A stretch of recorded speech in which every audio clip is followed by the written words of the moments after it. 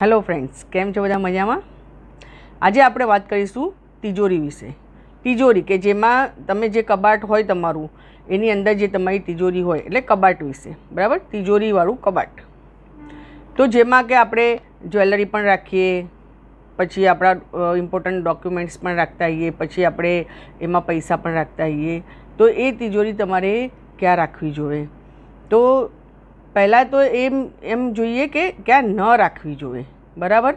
તો આપણે જોઈશું કે નોર્થ ઇસ્ટની દિવાલ છે, જે ડાયરેક્શન છે નોર્થ ઇસ્ટનું, એ દિવાલના આગળ તમારે તિજોરી ન રાખવી જોઈએ. એનાથી શું થાય છે? ધનનો નાશ થાય છે. પછી સાઉથ ઇસ્ટ ડાયરેક્શન છે, કે સાઉથ ઇસ્ટની જે દિવાલ છે ત્યાં આગળ પણ તમારી તિજોરી ન રાખવી જોઈએ, કેમ કે એનાથી શું કે આકસ્મિક ધનનો વ્યય થાય છે.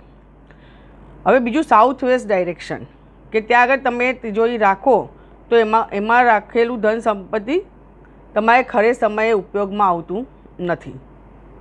હવે નોર્થ વેસ્ટમાં અગર તમે એ ડાયરેક્શનમાં તિજોરી રાખો છો તો એ તમને બહુ ખર્ચ કરાવે છે અને તિજોરી તમારી ખાલી થઈ જાય છે. નોર્થમાં તિજોરી તમને ધન સંચય તો કરાવશે, નોર્થ ડાયરેક્શનમાં રાખશો તો, પણ એનાથી શું થશે કે તમને પૈસા વાપરવાનું મન નહીં થાય, એટલે કે જ્યારે જરૂર હશે ત્યારે પણ તમે પૈસા નહીં વાપરો. હવે તિજોરીને શું હોવું જોઈએ? હંમેશા પાયા હોવા જોઈએ, જેથી નીચે હવાની અવર જવર થાય. તિજોરી કઈ દિશામાં રાખવી જોઈએ જેનાથી તમને ફાયદો થાય અને તમને ફાઇનાન્શિયલી તમને સારું રહે અને તમને શુભ ફળ આપે.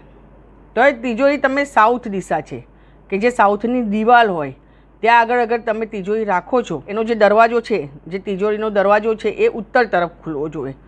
જો એ ઉત્તર તરફ ખુલે તો એ તમારું બરાબર ડાયરેક્શન છે. કારણ કે શું? કેમ કે ઉત્તર છે એ કુબેરની દિશા છે, બરાબર? અને ત્યાંથી આપણને શું થાય છે? ધન મળે છે, બરાબર છે?